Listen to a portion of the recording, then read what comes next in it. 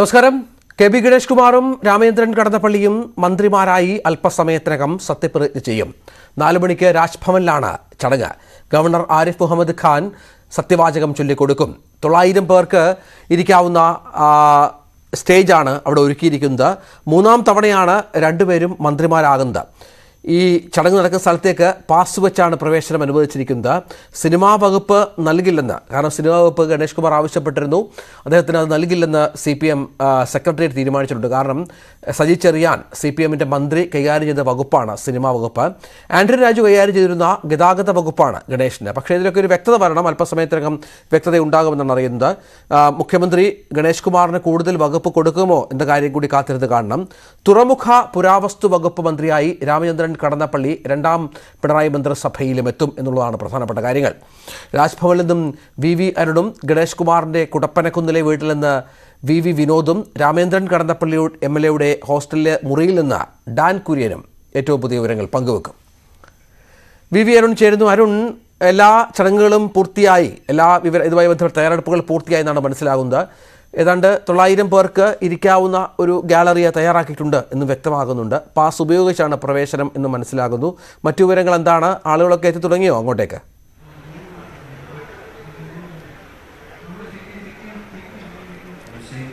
രജിത്ത്, സത്യപ്രതിജ്ഞയ്ക്കുള്ള ഒരുക്കങ്ങൾ അവസാന ഘട്ടത്തിലേക്ക് കടക്കുകയാണ്. ഇപ്പോൾ നമുക്ക് കാണാം കേരള രാജ്ഭവൻ്റെ ഒരു ബോർഡ് വെച്ച ഒരു സ്റ്റേജ്. ഇവിടെയാകും 2 മന്ത്രിമാരും സത്യപ്രതിജ്ഞ ചെയ്യുക. ഈ സ്റ്റേജിലാകും അവിടെ മുഖ്യമന്ത്രിക്കും ഗവർണർക്കും ചീഫ് സെക്രട്ടറിക്കും ഇരിക്കാനുള്ള ഒരു പ്രത്യേക സജ്ജീകരണങ്ങൾ ഏർപ്പെടുത്തിയിട്ടുണ്ട്. തൊട്ടു പിന്നിലായി മന്ത്രിമാർ ഉൾപ്പെടെയുള്ള VVIPകൾക്ക് വേണ്ടി പ്രത്യേക ഇരിപ്പിടങ്ങൾ, അതിന് പിന്നാലെ മറ്റുള്ളവർക്ക് ഇരിക്കാനുള്ള ക്രമീകരണങ്ങളുമുണ്ട്. പിൻവശത്ത് 2 മന്ത്രിമാരുടെയും പാർട്ടിയിലെ പ്രവർത്തകർക്ക് വലിയ രീതിയിൽ എത്തുമെന്ന് പ്രതീക്ഷിക്കുന്നുണ്ട്. അവർക്കും ഒരുക്കണം. ഇപ്പോൾ തന്നെ പ്രവർത്തകരൊക്കെ എത്തിത്തുടങ്ങിയിട്ടുണ്ട്. വലിയ തരത്തിലുള്ള ഒരു 900 പേർക്ക് ഇരിക്കാവുന്ന, സാധാരണഗതിയിൽ രാജ്ഭവൻ ഓഡിറ്റോറിയത്തിലാണ് ഇത്തരത്തിൽ ഒരു മന്ത്രിയുടെ 2 മന്ത്രിയുടെയൊക്കെ സത്യപ്രതിജ്ഞകൾ സാധാരണ നടത്താറുള്ളത്. പക്ഷേ ഇപ്പോൾ വിപുലമായി ഇതിന് പുറത്ത് സർക്കാരിൻ്റെ ആവശ്യപ്രകാരം അതിനുള്ള സംവിധാനങ്ങൾ, സൗകര്യങ്ങൾ രാജ്ഭവൻ ഒരുക്കുകയായിരുന്നു. കൃത്യം 4 മണിക്ക് തന്നെ സത്യപ്രതിജ്ഞാ ചടങ്ങുകൾ ആരംഭിക്കും. മുഖ്യമന്ത്രിയും മന്ത്രിമാരും കക്ഷി നേതാക്കളും ഈ സത്യപ്രതിജ്ഞാ ചടങ്ങിൽ പങ്കെടുക്കും. സത്യപ്രതിജ്ഞയ്ക്ക് ശേഷം രാമേന്ദ്രൻ കടന്നപ്പള്ളി ഇന്ന് തന്നെ അദ്ദേഹത്തിൻ്റെ ഓഫീസിലെത്തി ചുമതല ഏറ്റെടുക്കും. കെ.ബി. ഗണേഷ് കുമാർ ഇന്ന് ഓഫീസിലെത്തി ചുമതല ഏറ്റെടുക്കില്ല എന്നാണ് അറിയാൻ കഴിയുന്നത്. അദ്ദേഹം 2ാം തീയതിയോ 3ാം തീയതിയോ ഓഫീസിലെത്തും. ഇന്ന് മുഖ്യമന്ത്രി ഗണേഷ് കുമാർ ഈ സത്യപ്രതിജ്ഞയ്ക്ക് ശേഷം മുഖ്യമന്ത്രിയുടെ ഓഫീസിലെത്തി മുഖ്യമന്ത്രിയുമായി ചർച്ച നടത്തും. അദ്ദേഹത്തെ കാണുന്നുണ്ട്. അതിനപ്പുറത്തേക്ക് ചുമതല ഏറ്റെടുക്കൽ ചടങ്ങ് ഇന്നുണ്ടാകില്ല എന്ന വിവരമാണ് ഈ ഘട്ടത്തിൽ നമുക്ക് ലഭിക്കുന്നത്. വകുപ്പുകളുടെ കാര്യത്തിലും കാര്യമായ മാറ്റമുണ്ടാകില്ലെന്ന് തന്നെയാണ് പറയുന്നത്. അതായത് കെ.ബി. ഗണേഷ് കുമാറിനെ ആന്റണി രാജുവിൻ്റെ ഗതാഗത വകുപ്പും അതുപോലെ തന്നെ രാമേന്ദ്രൻ കടന്നപ്പള്ളിക്ക് മുഹമ്മദ് ദേവർകോവിലിൻ്റെ പുരാവസ്തു തുറമുഖ വകുപ്പുകളും. ചില അഭ്യൂഹങ്ങൾ ഇതിനിടയിലും പ്രചരിക്കുന്നുണ്ട്. CPM മന്ത്രിമാരുടെ വകുപ്പുകളിൽ ചില മാറ്റങ്ങൾ ഉണ്ടാകാൻ ഇടയുണ്ട്. അതിനനുസരിച്ച് അങ്ങനെയെങ്കിലും ഒരുപക്ഷെ കെ.ബി. ഗണേഷ് കുമാറിൻ്റെ വകുപ്പുമൊക്കെ മാറിയേക്കാമെന്ന അഭ്യൂഹങ്ങൾ അത് CPM കേന്ദ്രങ്ങൾ പാടെ നിഷേധിക്കുകയാണ്, തള്ളുകയാണ്. അത്തരത്തിൽ ഒരു തരത്തിലുള്ള വകുപ്പ് മാറ്റം ആലോചിച്ചിട്ടില്ല. വിദ്യാഭ്യാസ വകുപ്പും ദേവസ്വം വകുപ്പിലുമാണ് മാറ്റമുണ്ടാകുമെന്ന അഭ്യൂഹങ്ങൾ ഈ ഘട്ടത്തിൽ ഉള്ളത്. പൊതുവിദ്യാഭ്യാസ വകുപ്പ് വി ശിവൻകുട്ടിയിൽ നിന്ന് MB രാജേഷിലേക്ക് നൽകാനുള്ള ആലോചന നടക്കുന്നു എന്ന തരത്തിലുള്ള ചില അഭ്യൂഹങ്ങൾ വരുന്നുണ്ട്. അതുപോലെ തന്നെ ദേവസ്വം മന്ത്രി കെ രാധാകൃഷ്ണൻ ദേവസ്വം വകുപ്പ് തന്നിൽ നിന്ന് മാറ്റണമെന്ന് നേരത്തെ CPMനോട് ആവശ്യപ്പെട്ടിട്ടുണ്ട്. അത് പ്രധാനപ്പെട്ട കാര്യം. കാരണം ഈ ഗണേഷ് കുമാർ ഇന്ന് സ്ഥാനം ഏറ്റെടുക്കില്ല എന്നുള്ള വിവരം അരുണിന് വളരെ കൃത്യമായി മന്ത്രി ഓഫീസിൽ എത്തില്ല എന്നുള്ള കൃത്യമായി കിട്ടുന്നുവെങ്കിൽ ഏതെങ്കിലും വകുപ്പുകൾ അദ്ദേഹം മറ്റെന്തെങ്കിലും പ്രതീക്ഷിക്കുന്നുണ്ടോ? അത്തരം എന്തെങ്കിലും നീക്കങ്ങൾ മുഖ്യമന്ത്രിയുടെ ഭാഗത്തു നിന്നുണ്ടോ എന്നുള്ളതും വളരെ പ്രധാനപ്പെട്ട ഒന്നാണ്. അതുകൊണ്ടായിരിക്കും ഒരു പക്ഷേ വന്ന് സ്ഥാനം ഏറ്റെടുക്കുക, ഓഫീസിലെത്തുക എന്നുള്ള കാര്യത്തിലൊക്കെ ഒരു സമയം അദ്ദേഹം തീരുമാനിക്കാൻ വൈകുന്നത്.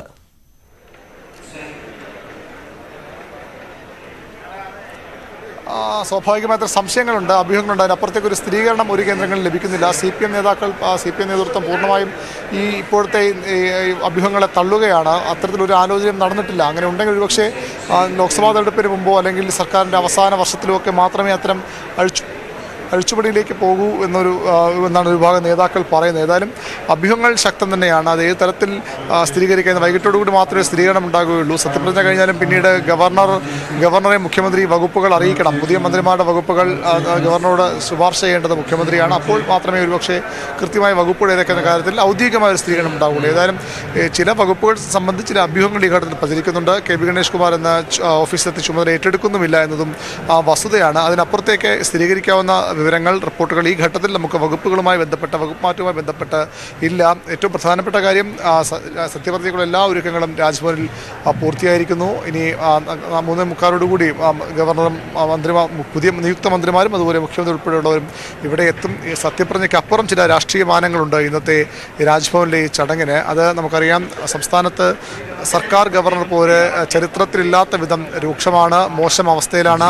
സംസ്ഥാനത്തെ ഭരണഘടനാ സംവിധാനങ്ങൾ തകർച്ചയിലെന്ന ആരോപണവുമായി ഗവർണറുടെ വാർത്താക്കുറിപ്പ് രാജ്ഭവൻ പുറത്തിറക്കുന്നു. അതിനുശേഷം മുഖ്യമന്ത്രി ഗവർണർ ഭരണഘടനാപരമായി പ്രവർത്തിക്കാൻ സർക്കാർ അനുവദിക്കുന്നില്ല, ഭരണഘടനാ ലംഘനം നടത്തുന്നുവെന്ന പരാതിയുമായി രാഷ്ട്രപതിക്കും ഗവർണറുടെ നിയമനാധികാരിയായ രാഷ്ട്രപതിക്കും അതുപോലെ പ്രധാനമന്ത്രിക്കും കത്ത് നൽകുന്നു. അത്തരത്തിൽ സംസ്ഥാന തെരഞ്ഞെടുപ്പിന് മുമ്പുണ്ടായിട്ട തരത്തിൽ വഷളാണ് ഗവർണർ സർക്കാർ ബന്ധം. ആ സാഹചര്യത്തിലാണ് ഇന്ന് മുഖ്യമന്ത്രിയും ഗവർണറും ഈ നമുക്ക് മുന്നിൽ കാണുന്ന ഈ വേദി പങ്കിടുന്നത്. ഈ വേദിയിലാണ് മുഖ്യമന്ത്രിയും ഗവർണറും തുടരുക. രാമേന്ദ്രൻ കടന്നപ്പള്ളിയുടെ MLA ഹോസ്റ്റലിലെ മുറിയിൽ ഡാൻ കുര്യൻ ചേരുന്നുണ്ട്.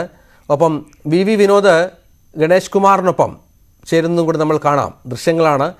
അദ്ദേഹം മാധ്യമങ്ങളെ കാണുന്നുണ്ടോ എന്നുള്ളത് നമുക്ക് കാത്തിരുന്ന് കാണണം. നമുക്ക് ആ വലിയ വിൻഡോയിൽ അത് കാണിക്കാമെന്ന് കരുതുന്നു. 2 പ്രധാനപ്പെട്ട മന്ത്രിമാർ തങ്ങളുടെ സത്യപ്രതിജ്ഞ ചടങ്ങിന് വേണ്ടി അരങ്ങൊരുക്കുകയാണ്. അവർ അങ്ങോട്ടേക്ക് ഇറങ്ങുകയാണ്. ദൃശ്യങ്ങളിൽ കാണാം രാമേന്ദ്രൻ കടന്നപ്പള്ളിയുടെയും KB ഗണേഷ് കുമാറിന്റെയും വളരെ കൃത്യമായ ദൃശ്യങ്ങൾ പ്രേക്ഷകർക്ക് കാണാം.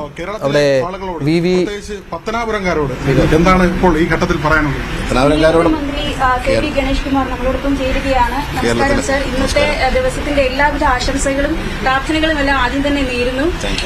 KSRTCക്ക് ഒരു രക്ഷകൻ, അതുപോലെ തന്നെ MPD പിടിയാത്തൊരു കേരളം, ഇതൊക്കെ വലിയൊരു സ്വപ്നമാണ്. അങ്ങയിലൂടെ ഇത് സാക്ഷാത്കരിക്കപ്പെടുന്നു. എല്ലാവരും നല്ല സ്വപ്നങ്ങൾ കാണുന്നതിലും പ്രതീക്ഷ വയ്ക്കുന്നതിലും എനിക്ക് സന്തോഷമുണ്ട്. എല്ലാവരുടെയും പിന്തുണയുണ്ടെങ്കിൽ, എല്ലാവരും എന്നോട് സഹകരിച്ച് പ്രവർത്തിച്ചാൽ തീർച്ചയായിട്ടും നമുക്ക് പല മാറ്റങ്ങളും ഉണ്ടാക്കാൻ കഴിയുമെന്ന് ഞാൻ പ്രതീക്ഷിക്കുന്നു. നമ്മുടെ പ്രതീക്ഷയാണ്. 2.5 വർഷമാണ്. അതിനിടയ്ക്ക് എന്ത് ചെയ്യാൻ പറ്റും? അത്ഭുതങ്ങൾ ഒന്നും സംഭവിക്കാൻ ഇടയില്ല. എന്നാലും കഴിവിന്റെ പരമാവധി ശ്രമിക്കും. അതെ, പത്തനാപുരത്തെ ജനങ്ങളാണല്ലോ എന്നെ നിലനിർത്തിയതും എന്നെ വളർത്തിയതും എന്നെ രക്ഷിച്ചതും എന്നെ സ്നേഹിച്ചതും എന്നെ അനുഗ്രഹിച്ചു. അവരോടുള്ള ബന്ധം ഒരിക്കലും മായുന്നതല്ല. അതാണ് എൻ്റെ ഏറ്റവും വലിയ ശക്തി എന്ന് പറയുന്നത്. പത്തനാപുരത്തെ എൻ്റെ പ്രിയപ്പെട്ടവരാണ്.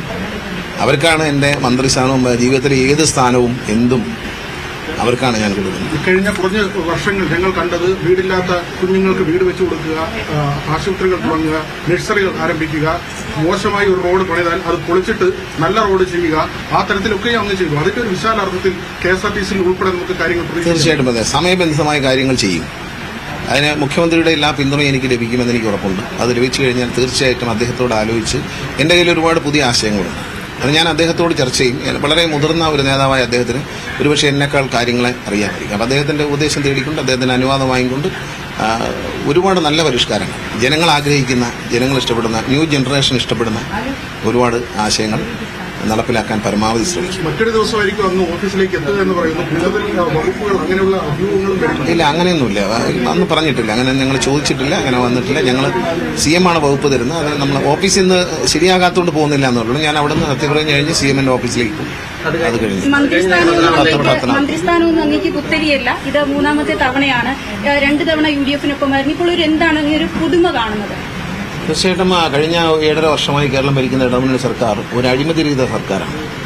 ജനോപകാരപ്രദമായ ഒരുപിടി കാര്യങ്ങൾ, ലൈഫ് പദ്ധതി പോലുള്ള വലിയ പദ്ധതികൾ, വിദ്യാഭ്യാസം രംഗത്ത്, ആരോഗ്യ രംഗത്തൊക്കെ വലിയ നേട്ടങ്ങൾ കൈവരിച്ച ഒരു സർക്കാരാണ്. അപ്പോൾ ആ സർക്കാരിൻ്റെ ഒരു പങ്കാളിയായി അതിലൊരു പാർട്ടായി മാറുന്നത് അഭിമാനമുള്ള കാര്യം തന്നെയാണ്. നല്ലൊരു ലീഡർഷിപ്പ് ഈ സർക്കാരിനുണ്ട്.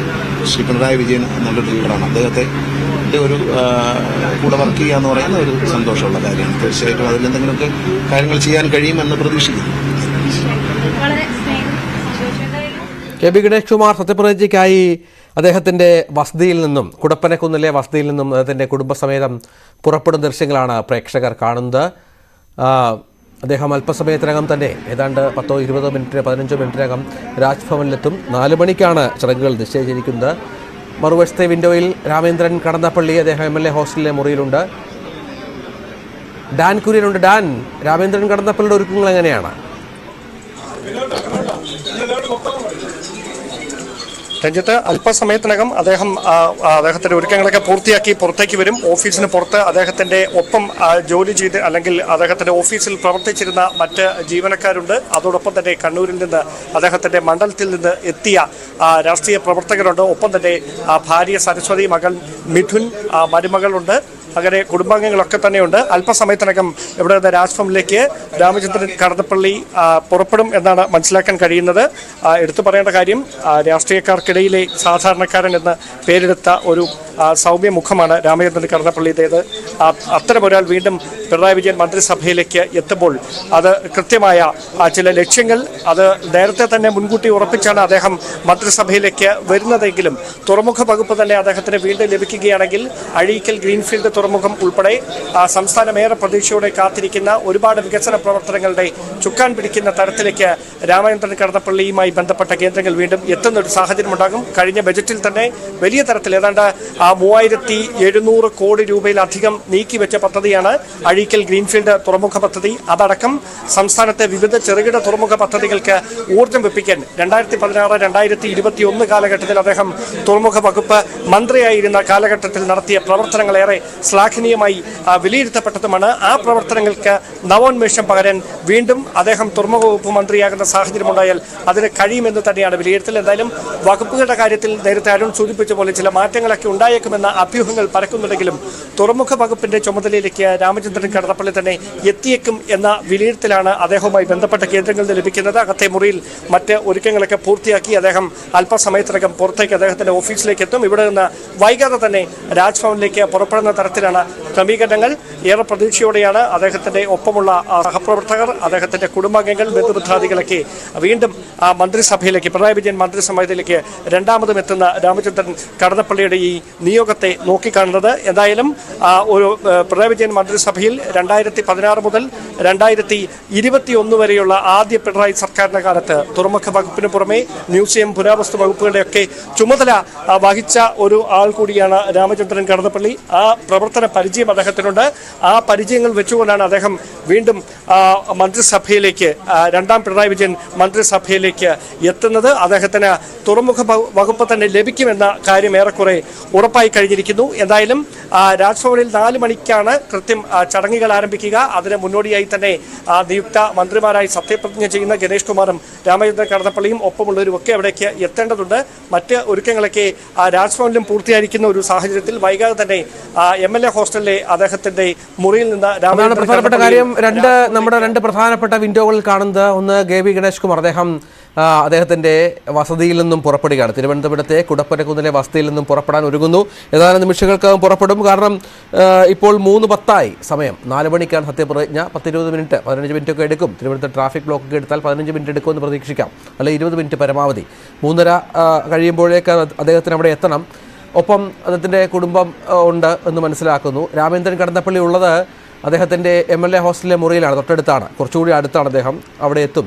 ഈ വകുപ്പുകൾ സംബന്ധിച്ച് ഇപ്പോഴും ചില ആശയക്കുഴപ്പങ്ങൾ നിലനിൽക്കുന്നുണ്ട്, അവ്യക്തതകൾ നിലനിൽക്കുന്നുണ്ട് എന്നുള്ളതാണ് പ്രധാനപ്പെട്ട കാര്യം. ഏതായാലും സ്വാഭാവികമായും പാർട്ടിയുമായി ബന്ധപ്പെട്ട ആളുകളുമായി മുഖ്യമന്ത്രിയുടെ ഓഫീസ് സംസാരിച്ച് കാണും. ഒരു കൃത്യമായ തീരുമാനം അല്പസമയത്തിനകം ഉണ്ടാകുമെന്നും പ്രതീക്ഷിക്കാം. ഇപ്പോഴും ഒരു സസ്പെൻസ് നിലനിർത്തുകയാണ് എന്നുള്ളതാണ്. കാരണം അഭ്യൂഹങ്ങൾ പലതായി പ്രചരിക്കുന്നുണ്ട്. ദേവസ്വം വകുപ്പ് KV ഗണേഷ് കുമാറിന് ലഭിച്ചേക്കുമെന്നുള്ള സൂചനകൾ ചില കേന്ദ്രങ്ങളിൽ നിന്നും വരുന്നുണ്ട്. പ്രത്യേകിച്ചും K രാധാകൃഷ്ണൻ ആ വകുപ്പ് ഒഴിയാൻ സന്നദ്ധരായ പശ്ചാത്തലമുണ്ട്.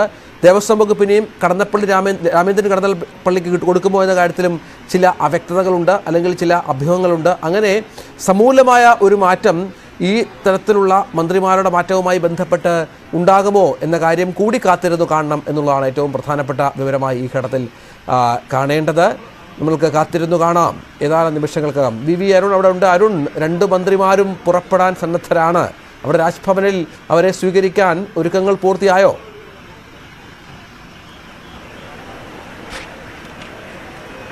രാജ്ഭവൻ ഒരുക്കങ്ങളെല്ലാം പൂർത്തിയാണ്. അതിഥികൾ ഓരോരുത്തരായി ഇവിടേക്ക് എത്തിക്കൊണ്ടിരിക്കുന്നു. വളരെ ക്ഷണിക്കപ്പെട്ട അതിഥികൾക്ക് മാത്രമാണ് പ്രവേശനം ഇവിടെ നിശ്ചയിച്ചിട്ടുള്ളത്. സീരിയൽ മേഖലയിലെ ആളുകൾ ഇവിടേക്ക് നേരത്തെ എത്തിയിട്ടുണ്ട്. നമുക്കറിയാം, ഗണേഷ് കുമാർ സിനിമാ രംഗത്തിനപ്പുറത്തേക്ക് സീരിയൽ രംഗത്ത് നിരവധി കാലം പ്രവർത്തിച്ചയാളാണ്. ആത്മാ സംഘടനയുടെ പ്രസിഡൻ്റായിരുന്നു അദ്ദേഹം. അതുകൊണ്ട് തന്നെ സീരിയൽ മേഖലയിലെ ചില ആളുകളൊക്കെ ഇവിടെ നേരത്തെ എത്തിയിട്ടുണ്ട്. മറ്റു വിവിധ മേഖലകളിൽ നിന്നുള്ള MLA മാർ ഉൾപ്പെടെയുള്ളവർ ഇവിടെ ഉദ്യോഗസ്ഥരുമൊക്കെ ഇവിടേക്ക് വരുന്നുണ്ട്. ഏതായാലും 4 മണിക്ക് കൃത്യം 4 മണിക്ക് തന്നെ സത്യപ്രതിജ്ഞ ചടങ്ങുകൾ ആരംഭിക്കും. അതിനു മുമ്പ് മുഖ്യമന്ത്രിയും ഗവർണർക്കും ഒക്കെ ഇവിടെ എത്തിച്ചേരുന്നു. പരമാധികാരി ബഹുമാനപ്പെട്ട മുഖ്യമന്ത്രിയാണ്. സത്യപ്രതിജ്ഞ കഴിഞ്ഞ ശേഷം ബഹുമാനപ്പെട്ട മുഖ്യമന്ത്രി വകുപ്പ് പ്രഖ്യാപിക്കും. അത് ഏത് വകുപ്പായിരുന്നാലും ശരി, ഏത് വകുപ്പായിരുന്നാലും ആ വകുപ്പിനോട് പൂർണ്ണമായും നീതി പുലർത്തുക, അത് സത്യസന്ധമായും പ്രതിബദ്ധതയോടുകൂടി വിശ്വാസ്യതയോടുകൂടി വിജയിപ്പിക്കാൻ ആവശ്യമായ ശ്രമങ്ങൾ നടത്തുക. ഇതാണ് എൻ്റെ ഒരു കാഴ്ചപ്പാടും നയവും. നേരത്തെ അങ്ങ് തുറമുഖ വകുപ്പ് മന്ത്രിയായിട്ടിരുന്ന സമയത്ത് നടപ്പിലാക്കിയ ചില ചെറുകിട തുറമുഖ പദ്ധതികളുണ്ട്. അതൊക്കെ വലിയ വിജയത്തിലേക്ക് എത്തിക്കണമെങ്കിൽ അത് ഞാൻ തന്നെ വരണമെന്നോ അതെല്ലാം ഒരു ഇത്തരം സന്ദർഭങ്ങളിൽ ഒരു ചെറിയ ഒരു തർക്ക വിതർക്കങ്ങളിലേക്ക് ഞാൻ കടക്കുന്നില്ല. അതെല്ലാം ഞാൻ ഉചിതമായി എന്താണ് തീരുമാനമെടുക്കേണ്ടത് എന്നറിയാവുന്ന കരുത്തനായ കേരളത്തിൻ്റെ ശക്തി ചൈതന്യമായ ഒരാളാണ് മുഖ്യമന്ത്രി ശ്രീ പിണറായി വിജയൻ. അദ്ദേഹം ഉചിതമായ തീരുമാനം ഉചിതമായ സന്ദർഭത്തിൽ എടുക്കുകയും പ്രഖ്യാപിക്കുകയും ചെയ്യും. അപ്പോൾ സത്യപ്രതിജ്ഞ ചെയ്ത് കഴിഞ്ഞാൽ അത് ഉണ്ടാവും. ഇന്ന് തന്നെ ഉണ്ടാകാൻ സാധ്യതയുണ്ട്. ചുമതല ഇന്ന് തന്നെ ഏറ്റെടുക്കുമോ? അതല്ല, അത് പ്രഖ്യാപിച്ചു കഴിഞ്ഞാൽ അത് അതല്ല സന്തോഷം എന്ന് പറഞ്ഞാൽ ഇതൊരു പൊതുപ്രവർത്തകൻ്റെ ഒരു രാഷ്ട്രീയ പ്രവർത്തകൻ്റെ ഒരു ജീവിതത്തിലെ ഒരു ഘട്ടമാണ്. അതിൽ നിങ്ങളെല്ലാം ഇതെല്ലാം ജനങ്ങൾ നൽകിയതാണ്. എൻ്റെ സ്വന്തമായിട്ടൊന്നുമില്ല. ഇതെൻ്റെ നിയോജകമണ്ഡലത്തിലെ ജനങ്ങളും കേരളത്തിലെ ജനങ്ങളും നൽകിയിട്ടുള്ള ഒരു സമ്മാനമാണ്, ഒരു ഉപഹാരമാണ്, ഒരു സ്നേഹവായ്പാണ്. അത് ഞാൻ വിനീതമായി സ്വീകരിക്കുന്നു എന്നുള്ളതാണ്. ആ വിനീതമായി സ്വീകരിക്കുന്ന ഞാൻ ഇതെല്ലാം തന്നെ ഞാൻ കഴിഞ്ഞ പ്രാവശ്യം ഇപ്പോൾ രാവിലെയും പറഞ്ഞിട്ടുണ്ട്, ഇതൊക്കെ ജനങ്ങൾ നൽകിയതാണ്. ജനങ്ങളോട് ഞാൻ നന്ദി പറയുന്നു. ജനങ്ങൾ അവരാണ്. അതുകൊണ്ട് ഈ സ്ഥാനമാനങ്ങളും പദവികളെല്ലാം തന്നെ അത് നമ്മുടെ സുമനസ്സുകളായ നല്ലവരായ നാട്ടുകാരുടെ സംഭാവനയാണ്. അതിന് ഞാൻ നന്ദി പൂർണ്ണ അത് കടപ്പെട്ടിരിക്കുകയാണ്. ഒപ്പം മാധ്യമ സുഹൃത്തുക്കളായ നിങ്ങളുടെ പിന്തുണയും സഹായങ്ങളും എല്ലാം വേണ്ട നിലയിൽ ക്രിയാത്മകമായ നിലയിൽ എനിക്ക് നൽകണമെന്നാണ് എൻ്റെ വിനീതമായ അപേക്ഷ. അദ്ദേഹം വ്യക്തമാക്കിയിരിക്കുന്നത് തുറമുഖ വകുപ്പല്ല, ഏത് വകുപ്പായാലും സന്തോഷത്തോടെ ഏറ്റെടുക്കുമെന്നാണ്. മുഖ്യമന്ത്രി ആയിരിക്കും അക്കാര്യങ്ങളിൽ തീരുമാനം എടുക്കുക എന്നും രാമചന്ദ്രൻ കടന്നപ്പള്ളി ഇപ്പോൾ മാധ്യമങ്ങളോട് പ്രതികരിക്കുന്നു. അദ്ദേഹത്തിൻ്റെ ഓഫീസിൽ നിന്ന് അദ്ദേഹത്തിൻ്റെ സഹധർമ്മിണിക്കും മകനും ഒപ്പം മറ്റ് കുടുംബങ്ങൾക്കൊപ്പം വൈകാതെ തന്നെ രാജ്ഭവനിലേക്ക് യാത്ര തിരിക്കുകയാണ്. അതിന് മുന്നോടിയായാണ് മാധ്യമങ്ങളോട് പ്രതികരിച്ചിരിക്കുന്നത്. ഇപ്പോൾ മുൻപിലുള്ള ചിത്രങ്ങളിൽ വണങ്ങി അദ്ദേഹം ഇവിടെ നിന്ന് യാത്ര തിരിക്കാൻ ഒരുങ്ങുന്നു. മറ്റ് ഒരുക്കങ്ങളൊക്കെ പൂർത്തിയായിരിക്കുന്നു. രാജ്ഭവനിലും 4 മണിക്ക് തന്നെ അവിടെ കൃത്യമായി സത്യപ്രതിജ്ഞ ചടങ്ങുകൾ ആരംഭിക്കേണ്ടതുണ്ട്. അതിന് മുന്നോടിയായിട്ട് തന്നെ മറ്റ് ഒരുക്കങ്ങളൊക്കെ പൂർത്തിയാക്കിയതിന് ശേഷമാണ് ഇരുവരും 2 മന്ത്രിമാരും രാജ്ഭവനിലേക്ക് എത്തുന്നത്. എന്തായാലും രാമചന്ദ്രൻ കടന്നപ്പള്ളി അദ്ദേഹത്തിൻ്റെ സഹപ്രവർത്തകർക്കൊപ്പം കുടുംബങ്ങൾക്കൊപ്പം വൈകാതെ തന്നെ ഈ MLA ഹോസ്റ്റലിൽ അദ്ദേഹത്തിൻ്റെ മുറിയിൽ നിന്ന് യാത്ര തിരിക്കുന്നു. നമുക്ക് മനസ്സിലാക്കാൻ കഴിയുന്ന അദ്ദേഹം പുറത്തേക്ക് ഇറങ്ങുകയാണ് എന്ന് തന്നെയാണ്. എന്തായാലും വലിയ പ്രതീക്ഷയോടെയാണ് അദ്ദേഹം വീണ്ടും പിണറായി വിജയൻ മന്ത്രിസഭയിലേക്ക് രണ്ടാമതും എത്തുന്നത്. തുറമുഖ വകുപ്പ് തന്നെ ലഭിക്കുമെന്ന സാഹചര്യങ്ങൾ അല്ലെങ്കിൽ അത്തരമുള്ള വിലയിരുത്തലുകളൊക്കെയാണ് വരുന്നതെങ്കിലും അദ്ദേഹം ഉറപ്പിച്ചിട്ടില്ല.